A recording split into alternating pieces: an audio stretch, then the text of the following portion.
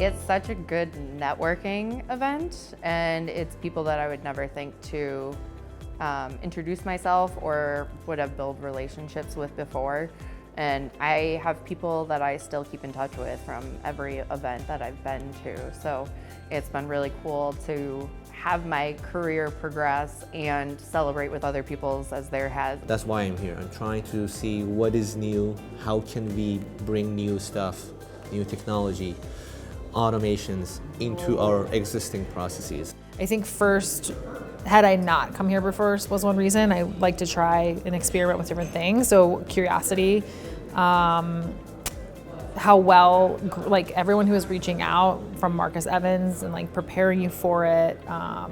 Like there's just a lot of intention, so it felt serious from the other side. So I kind of went into it that this is a very highly regarded event. I believe the quality of the event is a very, very good quality.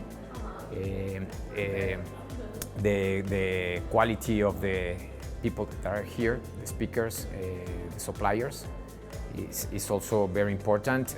But as I told you, the most important thing here is networking.